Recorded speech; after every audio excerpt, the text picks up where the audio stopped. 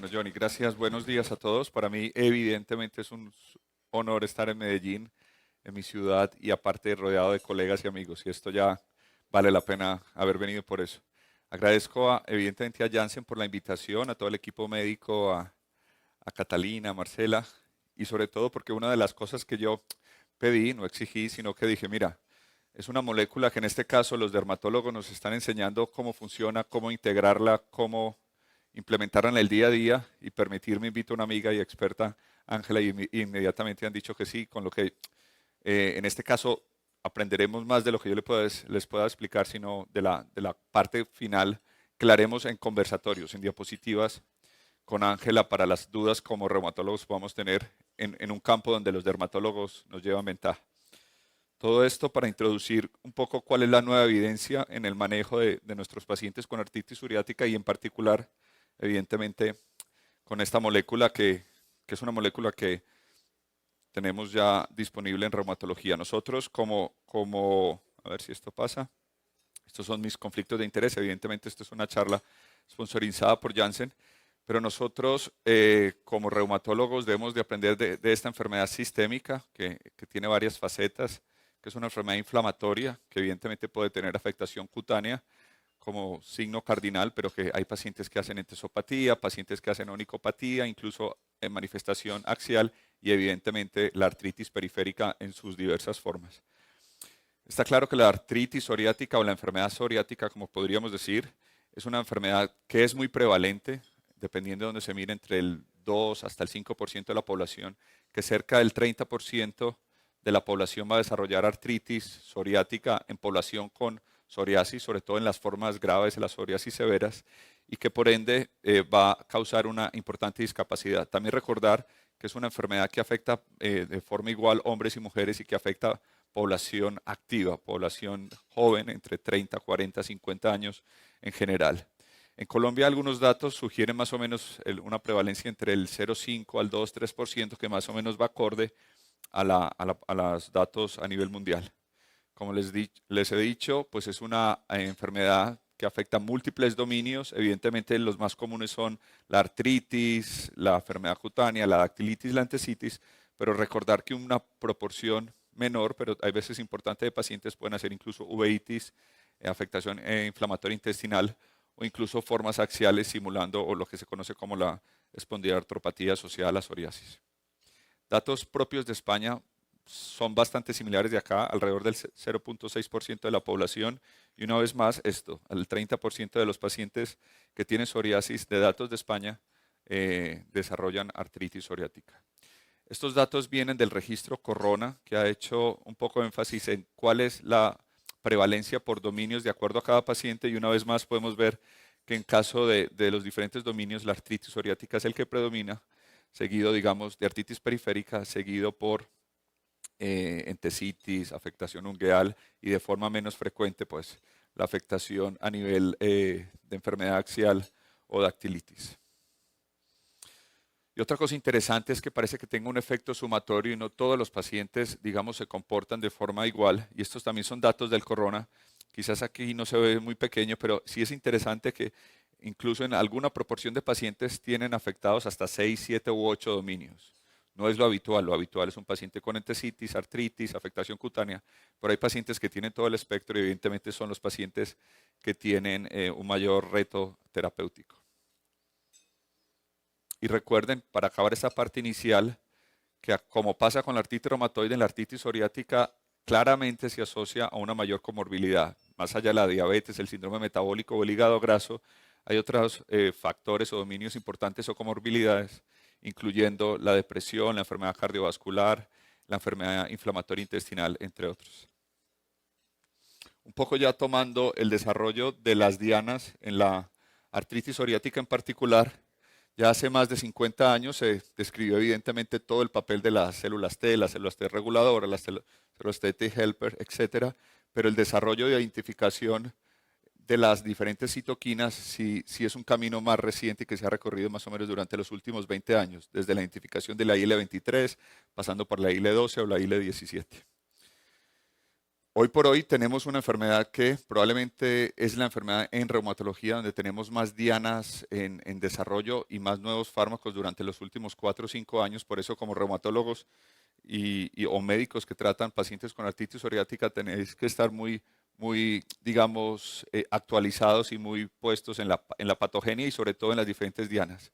Esto se los digo porque miren que dependiendo del target donde vamos a actuar, tenemos terapias anti-IL-17 como el ICSE o el SECU, terapias que probablemente se han quedado más en el desarrollo de dermatología como el bimekizumab, cuando hablamos de IL-17, y en la parte inferior de la diapositiva, digamos, de moléculas que dependen de células dendríticas, como pueden ser las IL-23, tenemos el guselkumab, el risankizumab y el tildrakizumab, que está todavía en desarrollo y en artritis psoriática todavía no tiene la aprobación. Y más allá de los JAK-inhibs, que como saben, sobre todo tofacitinib y upadacitinib, el deucravacitinib es un anti-TIC2, es de las moléculas más prometedoras para el tratamiento no solo de la artritis psoriática, sino incluso en lupus y en otras patologías sistémicas. Con lo que, como pueden ver, son diferentes dianas, diferentes targets y probablemente sea un campo que tendremos que estar muy acostumbrados en los próximos años. Brevemente, para no ser muy pesado en la patogenia, pero yo creo que es importante reconocer que este target, esta citoquina dimérica que tiene 2 unidades a las cuales se une su receptor, tiene un papel muy importante en la patogenia de la artritis psoriática, o por lo menos regulador en muchos pasos o líneas de la inflamación. Sabemos que como cualquier enfermedad autoinmune o inmunomediada, tenemos una predisposición genética asociada o no al HLV, en este caso HLA-27 en las formas axiales, HLV8, etc. Un sujeto predispuesto que tiene una exposición, y esto en artritis psoriática está más claro que en otras patologías, un traumatismo, una quemada, un accidente, puede ser el trigger que desencadena digamos, cascada inflamatoria que cada vez más se asocian, digamos, a factores multisistémicos, como puede ser también cambios en la microbiota. ¿Por qué les digo esto? Porque a medida que la IL-23 interactúa con una serie de células centinelas asociadas con el natural killer, células asociadas con las mucosas, etcétera, produce un fenómeno amplificador y a la vez de mantenimiento de una respuesta inflamatoria mediada por dos, digamos, líneas, la TH17 y la TH22, las que nos van a producir al final fenómenos proinflamatorios típicos de la enfermedad, como son la inflamación, a ver si me sale esto, la inflamación, la pérdida ósea y la osteoproliferación. Y evidentemente estos fenómenos inflamatorios llamarán a otras células efectorias y así se perpetúa. Y en la piel también se conocen probablemente modelos bastante bien consolidados donde ese fenómeno o ciclo vicioso proinflamatorio conlleva a más inflamación. Con lo que tiene bastante sentido que si bloqueamos a nivel proximal o a nivel inicial esta citoquina que juega un papel posterior a la digamos, proliferación y amplificación de una respuesta mediada por células TH17, pues evitaremos una serie de procesos inflamatorios mantenidos.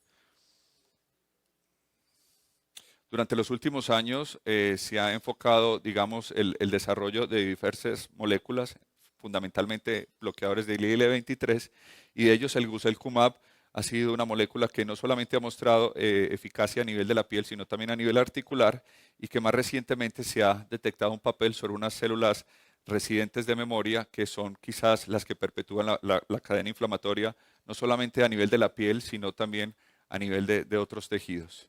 No voy a entrar en detalles, pero probablemente esas células de memoria que conocemos como TRM son las responsables de la recurrencia o los flares a nivel cutáneo y que probablemente también sean las que perpetúan, digamos, un fenómeno de hiperproliferación en el transcurso de la enfermedad. Con lo que, digamos, resolver o disminuir ese número de células residentes sería una de los fenómenos diferenciales que podrían tener el bloqueo de la IL-23. En este sentido, las células residentes de memoria no solo se han asociado a nivel de las placas psoriáticas, sino que también una serie de fenómenos inmunomediados en el asma, en la enfermedad inflamatoria intestinal, en el vitiligo, incluso en la nefritis lúpica, podrían tener algún papel importante. Con todo esto, pues el bloqueo de la IL-23, pues tiene sentido para evitar, digamos, fenómenos inflamatorios mediados por células TH17 y también para controlar esos fenómenos de supervivencia y proliferación y diferenciación de otras células patogénicas como serían las células T residentes. vamos a entrar ya a aspectos clínicos más prácticos. Como saben, hay varias guías bien validadas. Guías del grupo GRAPPA son las que más conocemos o las más consolidadas, en las cuales se ha permitido por una serie de expertos y consensos generar una serie de dominios o recomendaciones basado a las características de cada paciente. En este sentido, no entraré en detalle, pero más o menos se plantean tres escenarios: pacientes naïf a DIMAR o terapia FAME, pacientes que ya recibieron un FAME o pacientes que ya recibieron tratamiento biológico. Y encontrarán a la izquierda un poco el nivel de evidencia cuando la recomendación es fuerte y en el lado izquierdo cuando la recomendación es condicional.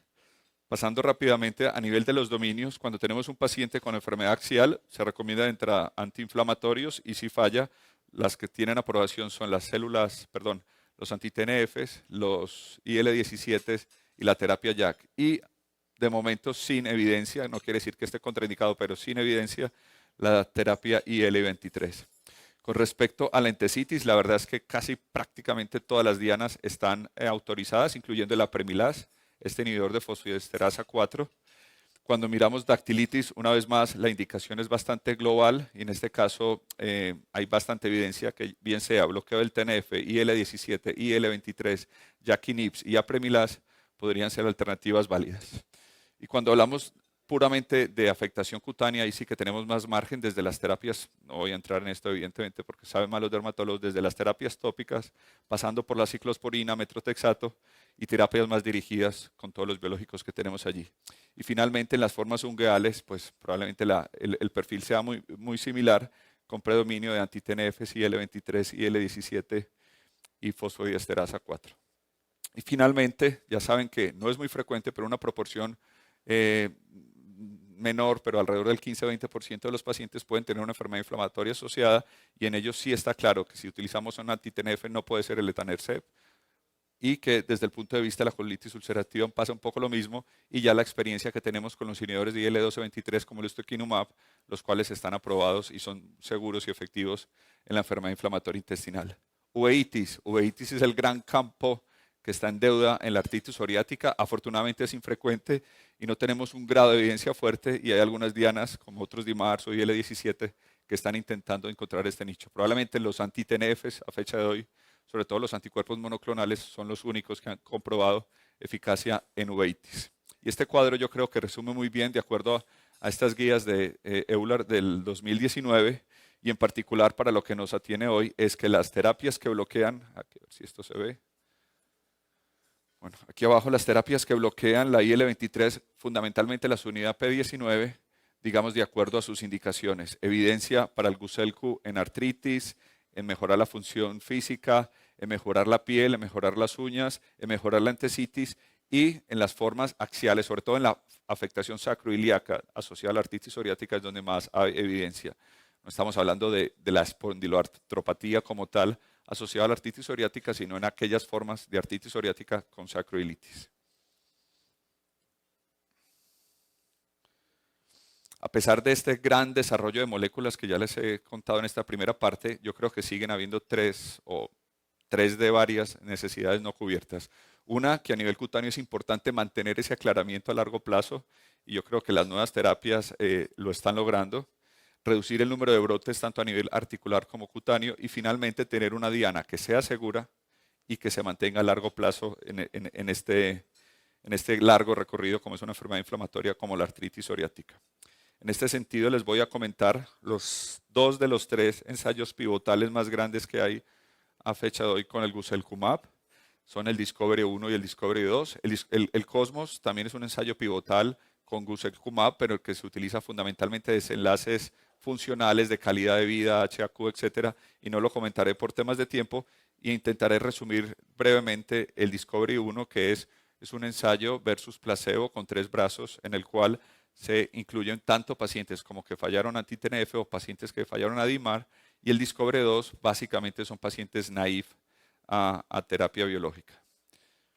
Como les decía, son 3 estrategias. En un brazo, Guselkumab en dosis de carga a la dosis basal y cada 4 semanas, subcutáneo, Guselkumab basal a las 4 semanas y a partir de ahí cada 8 semanas, y un brazo placebo que permitía un rescate a la semana 24 y que era asignado a terapia cada 4 semanas de Guselkumab. No sé si se está oyendo el audio. El desenlace principal en este estudio, recuerden que era una artritis psoriática, era un dominio fundamentalmente articular, que era la respuesta ACR20 a la semana 24, pero evidentemente se asocian una serie de desenlaces secundarios en funcionabilidad, piel, entesitis, etc. Es importante recordar que el Discovery 1 permitía pacientes que ya hicieron terapia biológica y cerca de un 30% de ellos ya habían recibido terapia biológica, que esto tiene bastante sentido clínico, porque yo creo que es como nos están llegando los pacientes a nuestra práctica clínica. Pacientes que ya hicieron una terapia biológica que fallan, que tienen una artritis psoriática y tenemos que decidir qué fármaco le puede ir mejor o no. Fundamentalmente es una cohorte, no va a entrar en detalles, igual entre mujeres y hombres, alrededor de los 50 años, pero sí quiero hacer énfasis que tenían alrededor de 10 articulaciones inflamadas y casi 20 articulaciones dolorosas, o sea que eran artritis psoriática enfermas, graves, y es importante, como les decía, cerca de un 30% ya habían hecho terapia biológica. Y al final, bueno, aparte la terapia concomitante, es decir, artritis psoriáticas enfermas graves, con un porcentaje también de obesidad importante y que ya habían recibido algún tratamiento de fondo. Recuerden que el desenlace primario es el ACR20 a la semana 24 y tanto en la barra verde, que haré énfasis siempre, es la dosis aprobada de Guselkumab, que es 100 miligramos cada 8 semanas, y había el otro brazo, digamos que era una dosis cada 4 semanas. Y en general el comportamiento es bastante similar, siendo proporcionalmente superior en la dosis que es cada mes, pero verán que significativamente comparado con el placebo, las dosis de cada 8 semanas mostraron beneficio en diferentes dominios o en diferentes desenlaces, como en este caso ACR20, 50 y 70, con unas respuestas alrededor del 50, 30 y 12%. Es importante que si bien el desenlace primario era la semana 24, recuerden que este estudio permitía, y perdón voy para atrás, que igual no lo he dicho, que a la semana 24 aquellos pacientes que recibían placebo y no tenían una respuesta adecuada eran rescatados a recibir Guselkumab. Y miren cómo tras 52 semanas, casi de forma similar, aquellos pacientes que recibieron de forma inicial placebo recuperaron, digamos, una respuesta similar a aquellos que de inicio recibieron Guselkumab a dosis cada 8 semanas. En general las curvas o las gráficas son muy similares en cuanto a respuestas, una respuesta a nivel articular tras un año de seguimiento. Y una cosa muy interesante es que esta respuesta se mantiene a lo largo del tiempo y que aquellos pacientes que recibieron placebo alcanzaron incluso niveles similares a las dosis de cada 8 semanas de Guselkumab. Una de las cosas que hemos aprendido de estas terapias, y en particular del Guselkumab, es que parece ser que el uso previo de anti-TNFs no impacta en la respuesta, algo como similar a lo que ocurre con los JAKs. Y las respuestas en aquellos pacientes que habían recibido anti-TNF previamente, miren que porcentualmente se parecen mucho al grupo inicial. Obviamente hay otros desenlaces, de esto no me va a detener mucho, pero la respuesta PASI es bastante satisfactoria, dependiendo del desenlace, si es PASI 75, PASI 90 o PASI 100, y que incluso tras 52 semanas de tratamiento, aquellos pacientes que recibieron placebo también, digamos, alcanzaban una respuesta satisfactoria cuando eran rescatados con Guselkumab. Y para ir terminando el Discovery 1, otros dominios como sería tener un score 0 de entesitis o score 0 de dactilitis fueron significativamente superiores en el brazo de Guselku, independiente de la dosis, pero en particular que nos ataña en aquella dosis de cada 8 semanas. Esos son los datos del Discovery 1. Discovery 2 metodológicamente es muy similar, a diferencia que en este caso no se permitía el uso de terapia biológica previamente. Pero el desenlace primario es el mismo, respuesta CR20 a la semana 24, y luego hay un seguimiento hasta 100 semanas. Y ya les mostraré por qué esto es importante. Las características igual, alrededor de 50 años, hombres y mujeres igual, incluso desde el punto de vista clínico eran pacientes más enfermos con hasta 20 articulaciones dolorosas y alrededor de 15 articulaciones inflamadas, y recordar que no podían recibir tratamiento biológico previo. Pasará muy rápido, pero miren que proporcionalmente la respuesta a pacientes naïf a biológicos parece ser que no difiere entre dosis de cada 4 y cada 8 miligramos. Evidentemente, esto es un paciente que será más sensible a un tratamiento biológico de primera línea que aquellos pacientes que ya habían hecho tratamiento previo. Las respuestas a la semana, al año, son discretamente superior en pacientes naïf, como era de esperar, tanto a CR20, 50 y 70. Y desde el punto de vista de la semana 100, parece que es un efecto sumatorio aditivo, que no solo el paciente alcanza una buena respuesta, sino que va haciendo una subida progresiva de la misma. Y esto es un poco lo que les quiero demostrar. Miren que a nivel basal, digamos la respuesta a la semana 100 de ACR50, un desenlace un poco más estricto, pero hay una tendencia a que no solo se mantiene la respuesta, sino que puede haber un margen de mejora, como ya pasa en algunos fármacos en reumatología, que una vez alcanzado el pico tenemos margen de mejora. Otros desenlaces, entesitis, bastante buena respuesta no solo a la semana 24, sino al año y a la semana 100. Y lo mismo para dactilitis. Los niveles de respuesta cutánea, y recuerden que algunos pacientes recibían placebo, e incluso en los placeos, evidentemente a la semana 24 no, pero al año y a las 100 semanas se recupera una gran proporción de pacientes alcanzando respuestas similares. Para ir terminando, recuerden que hay otros desenlaces más estrictos. Por tema de tiempo no los he comentado todo, como puede ser el Minimal Disease Activity, la respuesta DAPSA, Low Disease Activity, pero en general son desenlaces bastante buenos para las dosis de cada 8 semanas y alcanzando, digamos, un mantenimiento a la semana 100. Finalmente, recordar que si bien no eran formas axiales puras, un porcentaje importante de pacientes tenía también sacroilitis, y dependiendo qué desenlace se utilizó, ya sea respuesta VASDAI 50 o ASDAS, tanto a la semana 52 como a la 100, pues hubo una respuesta también significativa en estos pacientes. O sea, pacientes que tienen artritis psoriática y afectación sacroiliaca también se benefician del bloqueo de la IL-23.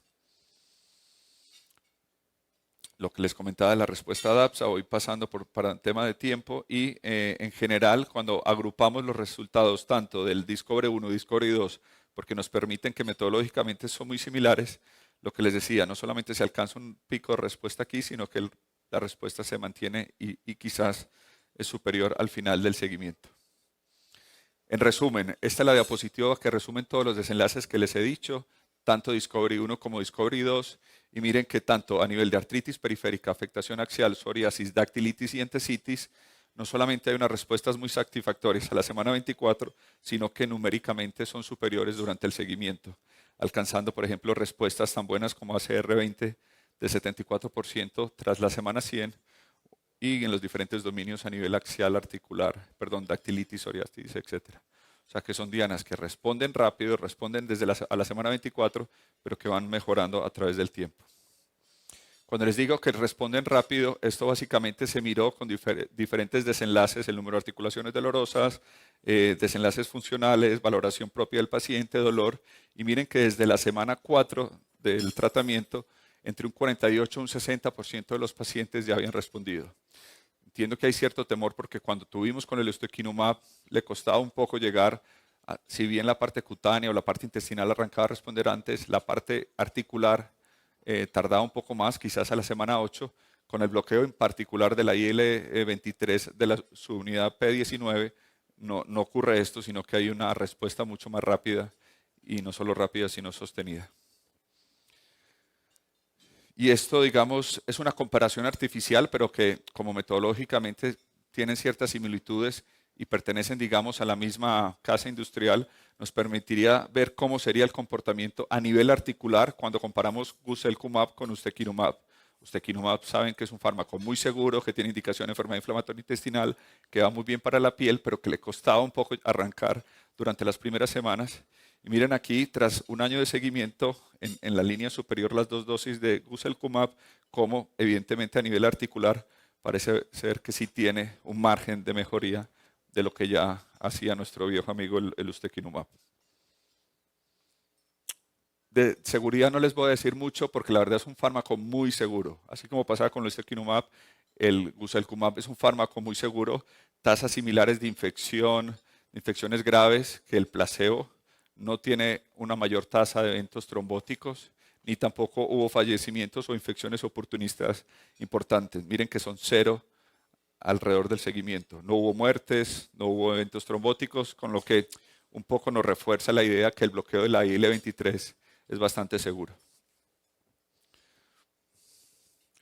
La parte final de la charla, les voy a comentar algunos datos en vida real. Evidentemente en esto nos lleva mucha ventaja los dermatólogos, que son los que llevan ya 3, 4 años utilizando el guselkumab, y hay algunos datos de práctica clínica que también valoran dominios articulares.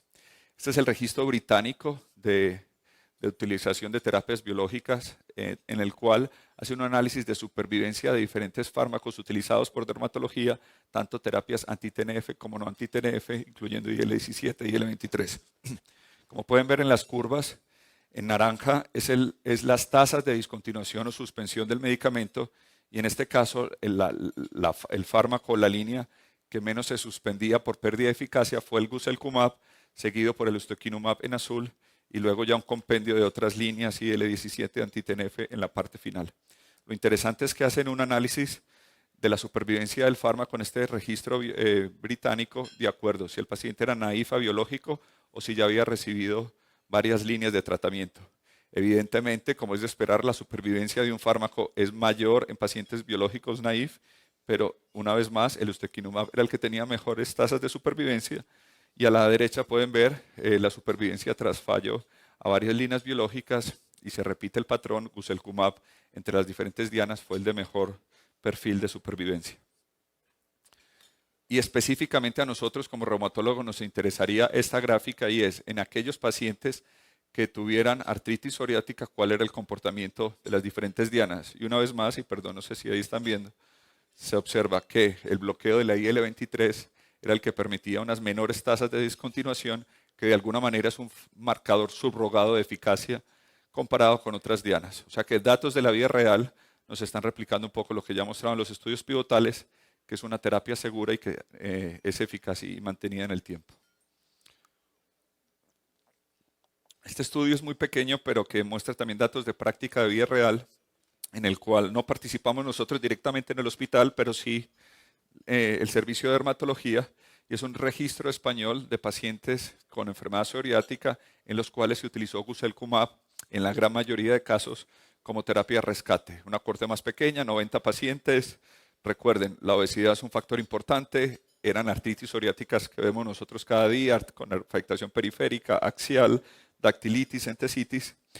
Y una cosa que me pareció interesante es que la media de tratamiento biológico previo eran 3, pero hubo pacientes que incluso recibieron 8 dianas biológicas previas, como pueden ver aquí. Y que es interesante, una cuarta parte había recibido anti-TNF, una cuarta parte bloqueadores de la IL-1223, y el 50% había recibido bloqueo de la IL-17. O sea, eran artritis psoriáticas refractarias y que habían recibido una media de 3 líneas. Y a la derecha se ve la respuesta de APSA basal y durante el seguimiento durante un año. Estos son datos de vida real. Y una cosa interesante es que miran la supervivencia del fármaco a 24 meses, y el 84% de los pacientes seguían el guselkumab en esta corte de vida real del grupo español para el tratamiento de la psoriasis. Y finalmente, para intentar hacer comparación con otras dianas, ya saben que esto es complejo, mientras no hayan ensayos head-to-head, simplemente hay algunas estrategias que nos intentan comparar la respuesta en diferentes dominios, en diferentes dianas, y esto es un análisis o un metaanálisis network utilizando todos los datos que hay previamente publicados. Esto lo publicó Philip Meads hace poco en Rheumatology, en el cual hace un análisis comparativo. A la derecha es si la intervención favorece el guselkumab cada 8 semanas comparado con una serie de tratamientos para la artritis psoriática. Y como pueden ver, en general, pues muchos sobrepasan el 1, pero podemos decir que a nivel articular, el guselkumab cada 8 semanas es tan bueno como las otras dianas, y para algunos comparadores en particular, que aquí se ve muy pequeño, pero sería, por ejemplo, el abatacept, el apremilast y alguno más, favorece el uso de guselkumab. Y esto también lo hicieron no solamente para el compromiso articular, sino para la progresión radiográfica, que me ha permitido recortar y no hablarles mucho. Evidentemente, guselkumab tiene datos de disminución en la progresión radiográfica, y una vez más, para diferentes fármacos, el uso de guselkumab es al menos igual y en algunos fármacos superior para evitar la progresión radiográfica. Es una diana que, como les dije, ha venido para quedarse, y es una diana que no solamente lo utilizaremos en artritis psoriática, sino que otras especialidades afines con enfermedades inmunomediadas las están trabajando. Janssen tiene, digamos, diversos ensayos activos en formas axiales puras, comparado con IL-17, formas axiales, etcétera. Y desde el punto de vista de otras enfermedades inmunomediadas, hay algunos ensayos ya muy avanzados, sobre todo en enfermedad inflamatoria intestinal, cronicolitis, pero también en otras enfermedades inmunomediadas como la hidradenitis supurativa, incluso nefritis lúpica o en arteritis de células gigantes, pues hay un desarrollo activo que probablemente sea una diana muy prometedora para el futuro. Y hablando de futuro, y hago esta última parte de manera de reflexión para darle la palabra también a Ángela, en algunos foros con, no sé, con Joe Merola, con José Scher, con Soriano, con gente que está muy metida un poco en el futuro y en el campo de la artritis psoriática, se plantean varias preguntas y es que si probablemente desde dermatología o el acceso temprano, ya sea con biosimilares o con terapias biológicas más tempranas, nos va a permitir cambiar el curso de la enfermedad. ¿Qué quiere decir esto? Que probablemente artritis muy graves, entesitis o nicopatía no las estamos viendo y nos pasa a nosotros ahora en la práctica clínica por el uso muy temprano de terapias biológicas, entre otras estrategias. Evidentemente, no solo nos cambia el curso de la enfermedad, sino nos podría prevenir, controlar comorbilidades, alcanzar tasas de reducción o de remisión más tempranas y en definitiva mejorar la calidad de vida de los pacientes. Y en este sentido, y con esto acabaré, ahora en el EULAR en el ACR, José Scher, que es el autor principal de este ensayo, solamente está publicado el diseño, evidentemente están en reclutamiento de pacientes, y es el estudio PAMPA. El estudio PAMPA pretende prevenir en un ensayo aleatorizado con un grupo control el desarrollo de artritis psoriática en pacientes con psoriasis graves con riesgo de desarrollar artritis psoriática. Es un concepto bastante interesante porque es un tratamiento temprano en pacientes con mucho riesgo de desarrollar la enfermedad. Como les digo, los criterios de inclusión son aquellos pacientes que claramente sabemos que son los que más tienen riesgo de desarrollar artritis psoriática y a partir de aquí la herramienta o el desenlace clínico que están utilizando es la ecografía. Son 3 brazos. Aquellos pacientes que tienen a nivel basal riesgo de hacer artritis psoriática y que tienen psoriasis fundamentalmente en placas, los aleatorizarán a guselkumab un brazo y lo seguirán con guselkumab, luego a placebo y luego a la semana 24 lo cambian a guselkumab y aquellos pacientes que no quieren participar en el estudio lo mantendrán como un brazo control, un poco como la evolución natural de la enfermedad. Y como les digo, la herramienta interesante es que les hacen ecografía basal a las 24 semanas y con parámetros ecográficos, entesitis, sinovitis, etcétera, determinarán si este paciente está desarrollando artritis psoriática o no. Yo creo que es un trabajo bastante atractivo y que de alguna forma, utilizando una diana que ya ha demostrado ser eficaz en psoriasis y que ha demostrado ser eficaz en artritis psoriática, podemos ver si somos capaces o son capaces ellos de cambiar el curso natural de la enfermedad. Y yo creo que hacia allá van un poco los tiros en este caso. Y ya está, yo creo que les he explicado con bastante claridad que la artritis psoriática es una enfermedad diversa, heterogénea, que afecta a muchos dominios, que evidentemente estos dominios condicionarán el target o las dianas a utilizar. La IL-23 es una diana muy prometedora que, digamos, actúa en diferentes pasos de la patogenia de la enfermedad y que tanto el Discovery 1 como 2 han demostrado no solamente eficacia, sino seguridad y mantenimiento a largo plazo, por lo menos en 100 semanas, en pacientes con artritis psoriática. Y que el futuro está probablemente en cambiar el curso de la enfermedad, ya sea con esta diana u otras similares, para prevenir, digamos, el desarrollo de artritis psoriática o enfermedades más graves. Creo que con esto estoy. Simplemente le voy a pasar la palabra porque cuando yo preparé esta charla, me surgieron, no sé si más dudas que respuestas, pero sí, yo creo que Ángela, y te invito, porque de entrada yo digo, vale, esto es un tratamiento que funciona muy bien, que la artritis psoriática nosotros más o menos sabemos manejar una parte, pero que un grueso de pacientes o ya hicieron terapia biológica o tienen formas graves de artritis psoriática y evidentemente ellos nos llevan ventaja durante 3-4 años, como ya dije. Entonces, varias preguntas y si luego, evidentemente, abriremos las preguntas al público. La primera es la experiencia, Ángela, de los pacientes que fallaron a terapia biológica, llámalo anti-TNFs o IL-17. ¿Cuál es tu experiencia a nivel cutáneo y a nivel general con los pacientes que tratas con Guselco? Bueno, buenos días a todos, muchas gracias por estar acá. A ver, nosotros empezamos con la experiencia de Guselkumab desde el 2019. Los primeros pacientes inclusive fueron pacientes que habían fallado a 2 terapias biológicas previas y en general ha sido una experiencia muy positiva. Lo primero que hemos notado de la cohorte de nosotros, que ya van más de 70 pacientes, es que se alcanza muy rápido el PASI 90 y el PASI 100. Eso es una de las cosas que para nosotros es muy positiva, porque ya estamos logrando en un porcentaje muy alto metas, llegar a metas terapéuticas que para nosotros están planteadas con un PASI absoluto por debajo de 3 o menos. Pacientes que venían con una historia de haber fallado al TNF más o menos al año, o haber fallado inclusive a secukinumab más o menos a los 2 años, y que arrancan con guselkumab y ya llevamos con ellos 2 años y medio con excelentes respuestas sin haber perdido esa eficacia, o sea, persistiendo.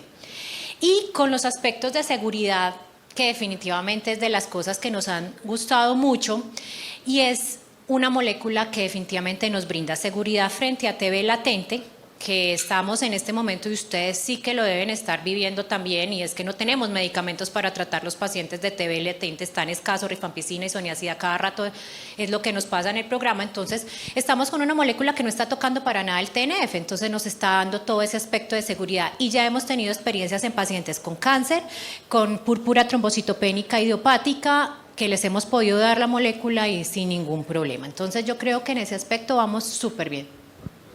Otra cosa que hay veces, y que lo hacemos en otras, y los digestólogos lo hacen, los dermatólogos a veces mucho, es intensificar tratamientos o modificarlo. Entonces, no sé si te has visto necesitada de subirlo cada 4 semanas o cuál es la experiencia. No, con guselkumab hasta el momento no hemos tenido esa necesidad, y por el contrario ya empezamos a aplicar un estudio que salió publicado el año pasado, que es el estudio GUIDE, donde están basados en esa posibilidad de modificación de enfermedad, en ese objetivo que es la célula T residente memoria. Estamos espaciando dosis. Ya tenemos nuestro primer paciente que lo pasamos de cada 8 semanas a cada 16, y hasta ahora cumpliendo metas. Una duda práctica, Ángela. Nosotros hay veces con los dermatólogos, no es que tengamos problemas, pero hay un quita y pon con el metrotexato. Nosotros somos muy amantes y creyentes del metrotexato. En tus pacientes que están con terapias biológicas y en particular Guselku, ¿qué pasa con el metrotexato? No, yo también soy súper amante del metotrexate, pero lo utilizo como monoterapia, y es mi primera terapia en cualquier paciente que tiene una psoriasis moderada y que lo tengo que pasar a terapia sistémica o que no me respondió a fototerapia. Pero cuando ya estamos hablando de terapias concomitantes a terapia biológica, nosotros específicamente para psoriasis no lo usamos. Específicamente para psoriasis, digamos que cuando vinieron los anti-TNF nos decían que utilicen metotrexate para disminuir la posibilidad de formación de anticuerpos neutralizantes, pero eso se demostró que no era tal, y finalmente nosotros no lo requerimos. Ahora bien, sí somos muy respetuosos de la parte articular, y si el reumatólogo considera que por la parte articular el paciente debe conservar el metotrexate, se deja el metotrexate, pero por la parte cutánea no. ¿Cuándo lo usamos? Cuando de pronto vamos a rescatar. Cuando tenemos un paciente que de pronto estamos viendo la pérdida de eficacia por alguna razón, sí hemos recurrido al metotrexate para rescatar al paciente, y después lo volvemos a quitar para dejarlo ya con la terapia biológica. Bueno, yo tengo más preguntas, pero mejor hablamos al público para no quedarnos con ganas de oír las preguntas del público. No sé si alguien tiene alguna duda.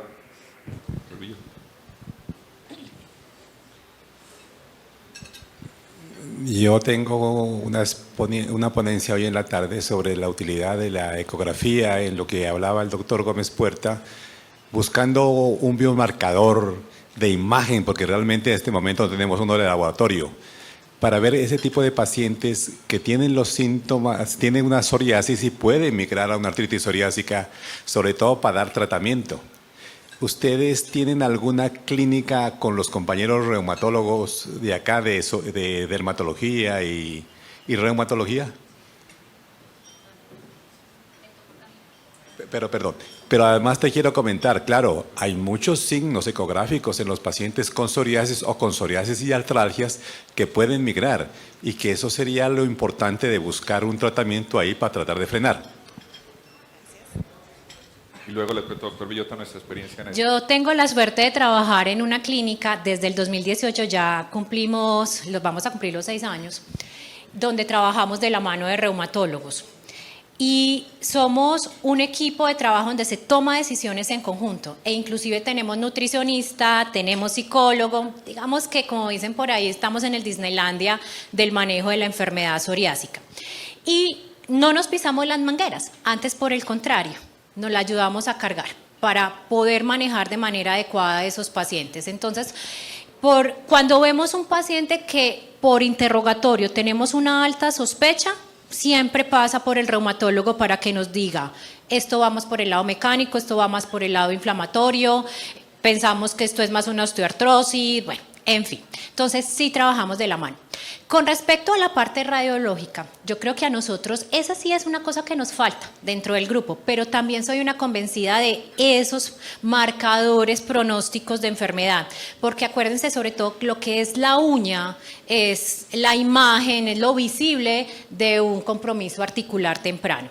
Entonces, para nosotros sí es muy importante. Y cuando el paciente tiene la posibilidad de hacerse la ecografía y nosotros se la pedimos, nos ha ido muy bien como ayudándonos a determinar si ese paciente está con un posible compromiso articular. Sí, nosotros, Rubio, hicimos un estudio con dermatología que lo lideró Julio Ramírez, en el cual era un estudio que se llama pre-APS y se miraba qué proporción de pacientes evolucionaban tras el seguimiento a artritis psoriática. Problemas, que es una población con menos afectación cutánea, digamos no son psoriasis muy graves y que muchos de ellos recibían o bien fundamentalmente metrotexato, terapias biológicas, sobre todo anti-TNFs.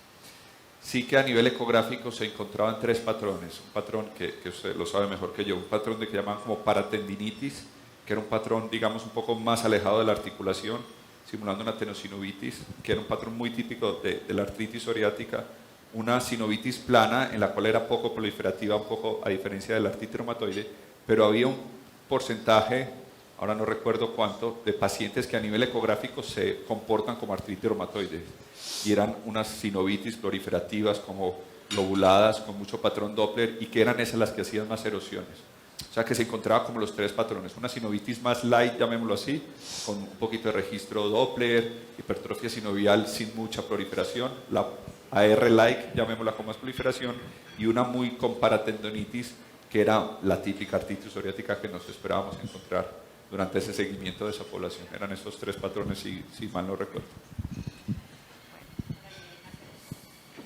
¿Quién me iba a preguntar? No sé. ¿Quién es? ¿Alguien tiene alguna pregunta? Adriana. Tengo la oportunidad, Adriana, que... No, doctor. Bueno, muchas gracias a los dos y qué bueno tener la perspectiva de ambos. Ángela, yo te quería preguntar dos cosas. Primero, bueno, una es para Ángela y la otra es como para los dos. Cuando dices que obtienen esas respuestas PASI 90 y PASI 100 de aclaramiento, que es demasiado importante, o sea, para nosotros es muy importante el desenlace de dolor, el desenlace de funcionalidad, pero obviamente para un paciente que está viéndose la piel, las uñas, el cabello, la interacción con los demás, todo lo social que representan las placas de psoriasis, pues eso va a ser indudablemente lo más importante tal vez para el paciente. Cuando nos dices que muy rápido están viendo esas respuestas tan impresionantes, muy rápido es en cuánto tiempo en la práctica. Y la otra pregunta que es como para los dos es, ¿ustedes recomendarían en qué casos pensar en Guselkumab como primera línea? O sea, ¿en qué pacientes se podría pensar, bueno, pues estamos con el DIMAR, ¿cierto? Lo que sea, ¿en qué pacientes pudiéramos pensar en este medicamento como primer biológico?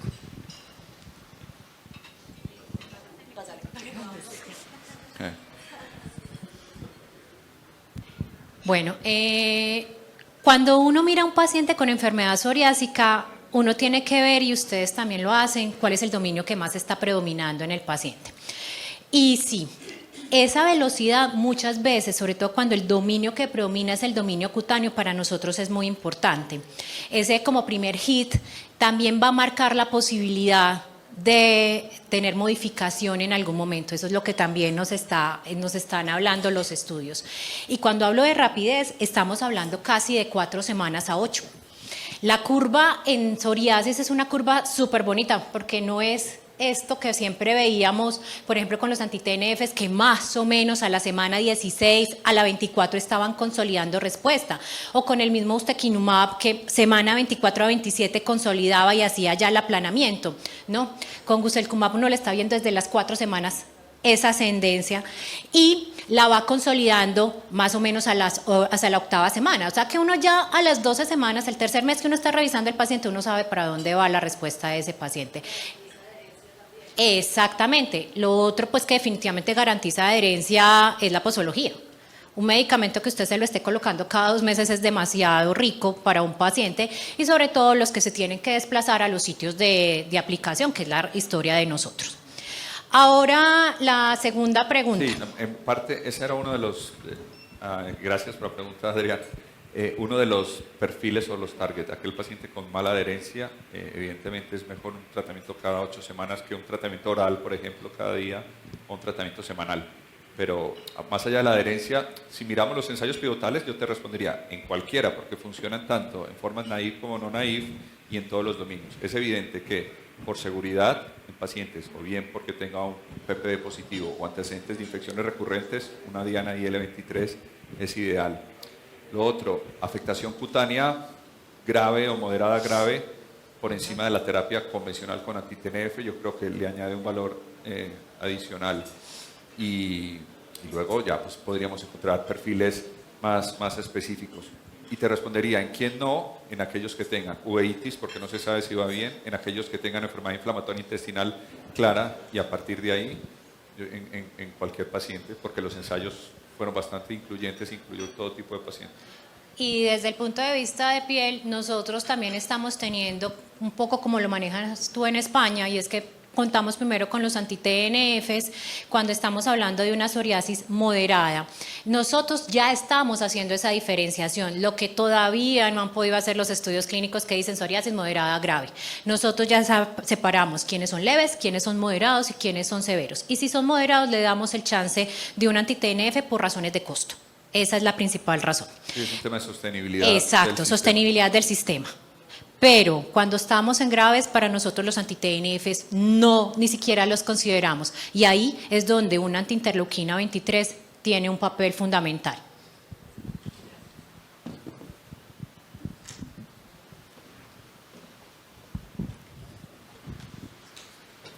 Por aquí.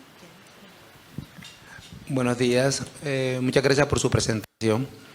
Yo tengo una pregunta con respecto a la parte de cuando uno tiene un paciente con una artritis psoriásica severa o que sea moderada pero que tenga afección de lugares específicos que afecta mucho la parte mental del paciente. Una es si su grupo cuenta con psiquiatra. Dos, si creerían que la parte psicológica es muy importante porque es que muchos de estos pacientes posiblemente, a pesar de que ustedes le aclaren toda la piel al 100%, pueden continuar con problemas. ¿Cuál es el porcentaje de pacientes que después de obtener un 100% siguen con problemas psiquiátricos?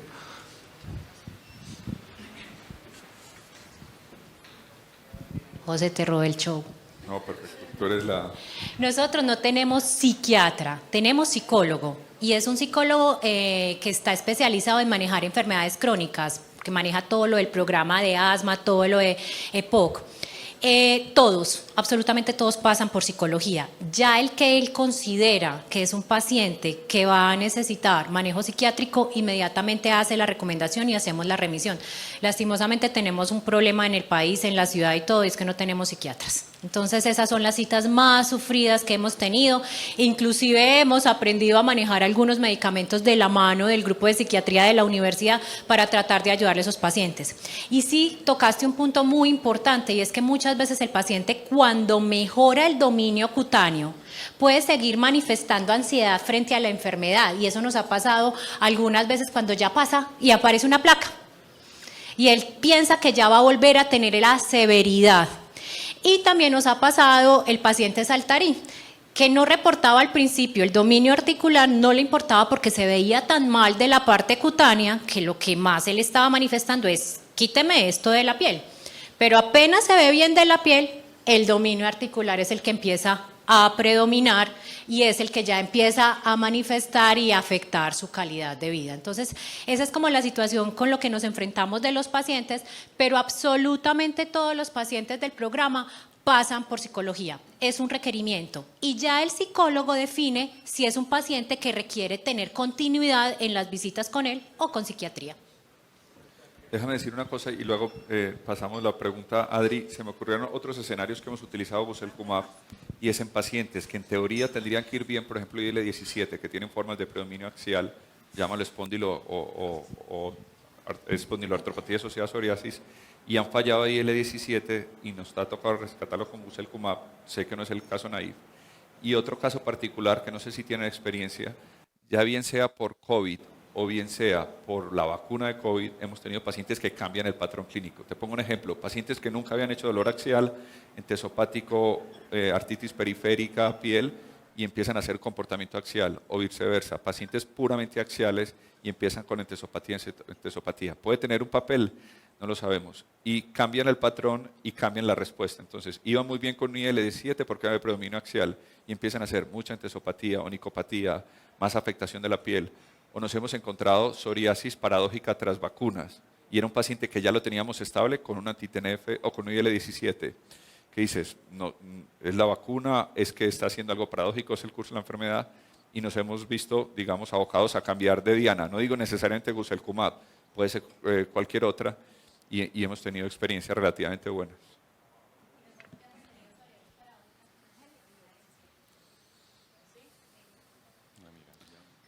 Yo creo que la última, para cerrar a tiempo y no quitarle que a las 9 empieza abajo. Okay. No, esto es una pregunta más de experiencia. Yo la verdad, hay unos medicamentos que ya están muy guardados como en el cajón de los recuerdos. Y yo nunca, y viendo que digamos a veces algunos dermatólogos, no en programas como el que usted menciona, doctora, que sé que hacen como todo un recorrido para evaluando al paciente con todos los medicamentos según los esquemas de tratamiento y tal, pero digamos que por fuera uno ve que muchos dermatólogos saltan de cremitas a biológico, ¿no? O sea, se pasan lo que decía el doctor, que no se considera el metotrexate u otras opciones. La ciclosporina, ¿qué ha observado? O sea, yo no tengo experiencia de haber observado que lo utilicen y eso, y uno lo ve en todas las recomendaciones, pero uno no lo ve que se utilice. ¿Qué experiencia tienen ustedes en eso? Perdón. Nosotros ciclosporina lo tenemos muy en el ámbito hospitalario, porque la ciclosporina es muy rápida. Entonces, por ejemplo, para sacar pacientes de eritrodermia es una de nuestras mejores medicaciones. Pero realmente no es, gracias a Dios, la gran mayoría de los pacientes, son muy escasos. Y preferimos, por ejemplo, usar metotrexato. A nosotros con metotrexato en los pacientes de psoriasis moderada nos va divinamente. De la cohorte de nosotros, de pacientes moderados a severos, que son aproximadamente 1.200 pacientes, el 70% está con metotrexato. Y los hemos podido desmontar, logrando metas. O sea, yo me podría poner la capa de Super M, porque yo defiendo a metotrexato a capa y espada, porque hemos logrado pacientes, sobre todo con las formas subcutáneas, pues con la administración subcutánea, hemos logrado pacientes rápido y mantenerlos y desmontarlos. Entonces, hasta yo también podría decir que con metotrexato hemos logrado modificar enfermedad en algunos de ellos. Entonces, por eso la ciclosporina no la tenemos tanto en el tintero. Además, hay mucha gente temerosa del uso, que por los efectos secundarios, yo sé que ustedes lo quieren, lo aman, pues en lupus definitivamente es una cosa maravillosa, pero en dermatología le tienen resquemor y solamente en programas como el de nosotros de pronto lo usamos más, pero por ejemplo lo usamos más en dermatitis atópica, no lo usamos tanto en psoriasis. Si en psoriasis tenemos a metotrexato y tenemos a fototerapia, con eso nos bandeamos con la gran mayoría de los pacientes. Creo que por tiempo cerremos a punto. Gracias por estar aquí. Creo que fue muy interesante, Ángela, la conversación. Muchas gracias por la invitación. Y bueno, y a Janssen, gracias por abrir este espacio.